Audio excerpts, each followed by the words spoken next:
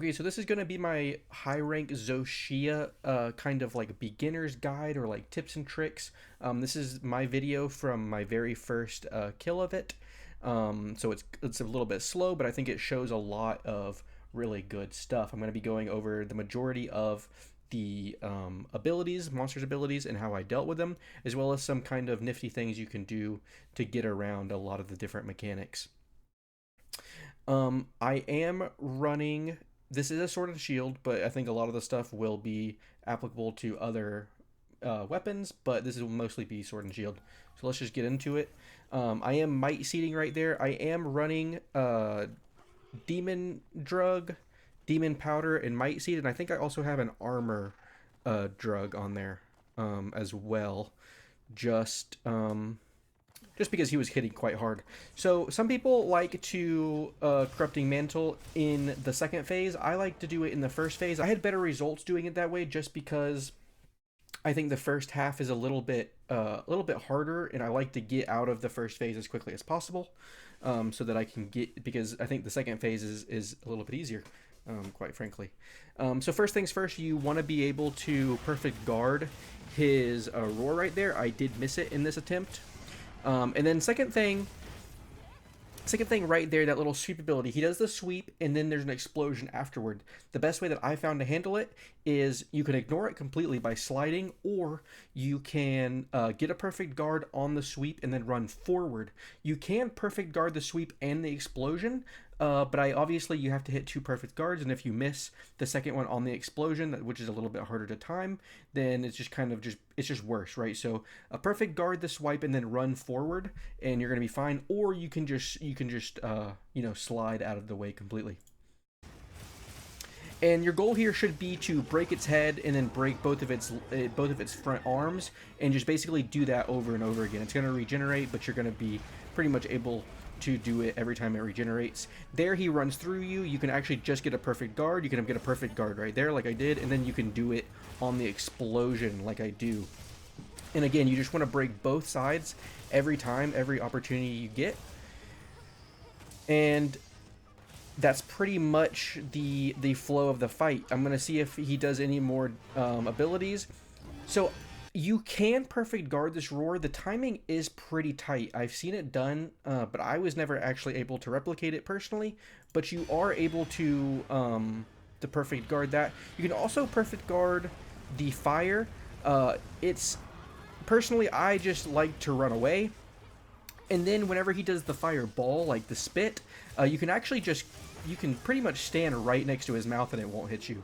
It's whenever you're like kind of far back that it will hit you when there's distance. So if you just stand right next to its head, he won't hit you at all. And here I am, I'm waiting, okay. And again, I'm just going to go for the break on this arm and then go across to the other arm while trying to attack his exposed kind of like black head. And then see there, I actually missed the guard on the explosion, or I missed the perfect guard on the explosion, but I get just the regular one. And then I just slide away from his other abilities that he goes to do. This is definitely one of those bosses where it's like, when in doubt, just slide away as fast as possible, and you're going to be lucky. And then there, you see, you could just kind of sit underneath his chin, and you're going to get away with a lot of stuff. You're not gonna be able to, you're not really gonna get hit by too much. See, I missed that, but I did get the guard up in time to at least not get hit fully. And then I got that guard off, and then he's gonna do the double kind of pound and then explosion.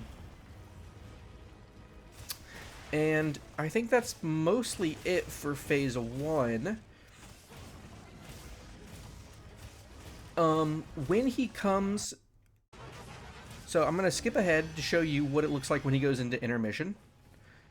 So he goes to fly away in intermission, and I'm going to use a farseer, or is it far crier? A farcaster, and it's going to call in like a wyvern to come pick me up and drop me off at camp, and then I'm just going to sharpen up, and then I'm going to run back. And that basically just negates the entire intermission, fiasco altogether. You don't have to deal with anything. You just Farcaster out and you're completely fine. If you don't Farcaster, you have two options. You can run to the very edge and just kind of like dodge everything, or you can break the crystals and just kind of sit in the middle. Both are good options, or all three are good options. This was an easier option for me, just because I could kind of come back, sharpen, and then kind of walk back before it was even over, anyways. So I don't really know if there's a faster. I don't really think either one is faster, because you can just kind of sit up here and just wait and see. Now it's over. Now I can just jump down. I could probably even jump down a little bit faster. Now going into the second phase here, there's two things to note. You have two boulders at the top of on kind of like opposite sides of the arena that you can utilize in this fight. You can save them for phase 3 when he's all black, or you can use them during phase 2, or you can use 1 and 1 or whatever. I believe I use 1 during this phase 2 portion, and then I use 1 when he goes all black.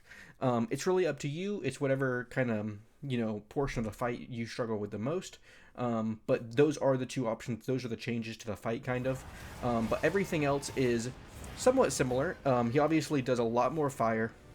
He does a fire move where it's really big cone and you have to be behind him. So you're going to see that. This phase is really just me just running around and trying not to die. And I do cart at least once. I know I want to kind of skip to his move. So that's move from phase 1. I just obviously didn't get the guard. I want to move to where, yes, this move right here. He does the thing. You just want to make sure that you're behind him when this is about to happen. You can sort of see when it's going to happen, when all of these crystals kind of come up around him. And you just want to make sure you're behind, because that's where the fire's not going to spread and you're going to be safe. And you can kind of just do anything. You can sharpen, you can rebuff. I'm looking around for the boulders, like I was mentioned earlier, and I'm gonna try to coax him over underneath it to call that down. And see, here we go.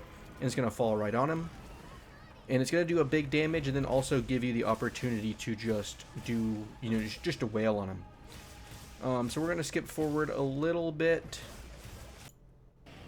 to kind of see. It's really just, I could be playing closer to him, but I probably got hit. So I was just, it was my first run. It wasn't super clean. But let's see, is there anything else? So okay, now we're going into phase 3. He's all black. Now phase 3, it introduces the lightning. As we're gonna see, you're gonna be able to see the lightning coming down. Now the lightning is pretty interesting. You can actually stand in the lightning. You're gonna see it. It like glows really quick. It glows, and then when it's really red, it's gonna strike down. Well, if you wait for it to get really red right before it strikes, you can actually perfect guard it, and it's not the biggest of issues. I don't think I get any of those off in this fight, but you can do that. I think I'm just, I think I'm probably looking for a wound or something when I was in focus mode right there. But other than that, it's just pretty much more of the same. I'm playing very defensively, right up underneath it. I'm not playing really in the front of him at all, because I was kind of quite nervous at this point, that I didn't want to screw up this run just like that right there. So I run away again. Oh, and I almost get taken out. And then again, and I'm so lucky. I don't know how I didn't get hit by that lightning, but that's also one you need to kind of watch out for. I'm going to go ahead a little bit. And again, pretty much just doing this. I do get hit by one of those like strafing lightning moves. I want to see if I can find it, just so you can kind of see what it looks like. And this is where he looks weak. This is where I could have captured it if it was capturable. It obviously isn't. It's a slay mission. But it's pretty much the same. I do cart right up here at the very, very end. I'm going to see if we can show the mistake that I made. I can't remember exactly what it is. I'm low. I'm fighting him. And I can kind of tell that, like, he's been weak for quite a bit at this point, so I'm aware that he should be close to death. And so I probably am staying in when I shouldn't be. Oh, no, that's when he dies. I carted. Oh, I carted back here. This is where I carted. Same thing though. I know he's been kind of weak for a little bit, and so I'm probably staying in a little bit longer than I should, and then he takes me from basically half HP to dead. But yeah, I just wanted to point these a couple things out that you can do, and just talk over some of the moves and some of the kind of tips you can use to get around some of his more unforgivable abilities that he has. But if you liked the video and you liked these type of guides, you could let me know by commenting, and subscribing. I'm live every day at 10 p.m. Eastern Time at twitch.tv/glitzxo.